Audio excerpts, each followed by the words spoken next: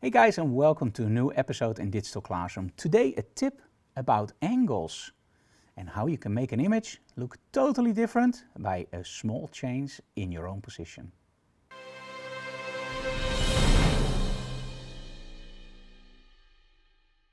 Now, one of the things that we as photographers want to do is, of course, storytelling.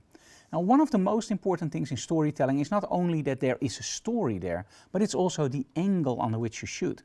Think about superheroes, Batman, Superman, Spider-Man. Why are they always on high buildings? Well, they can overlook the city, but there's always something else. And that's when you shoot from a low angle up, people will look bigger.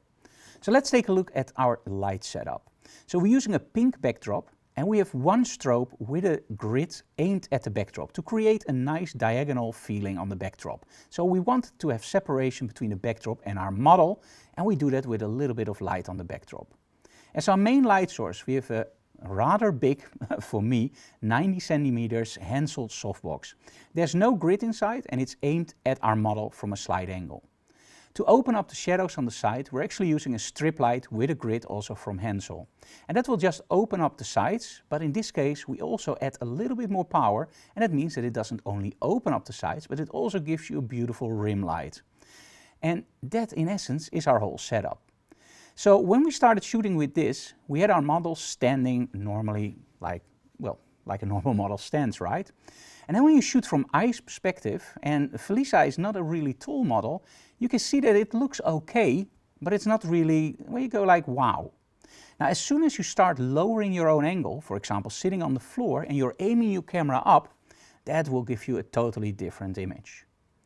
Now, we did the same thing actually with our model sitting down. Now, one of the most important things when you are shooting with your model sitting down after she was standing up is, of course, that you have to change your light. So for the second light setup, we actually lowered our softboxes and also, of course, our accent light on the back. Otherwise, that would just look weird.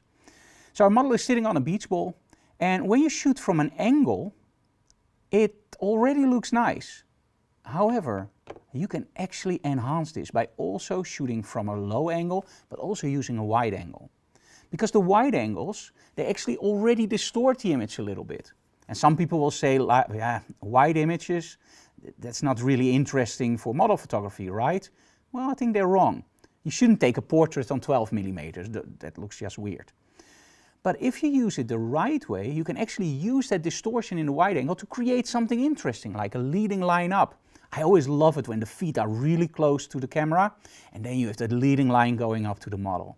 But as you can see in the images, when you shoot it from eyes perspective, it's already nice. But when you start going lower and using that wide angle, that's when a shot really opens up. So the next time you do a model shoot, try to sit down on the floor, aim the camera up, and do make sure that your model still fits on the backdrop and you don't have a lot of stuff behind her. That was our tip for today. If you enjoyed this tip, leave comments below, smash that like button, but most of all, tell other people about our channel so we can grow. See you next time. Bye guys.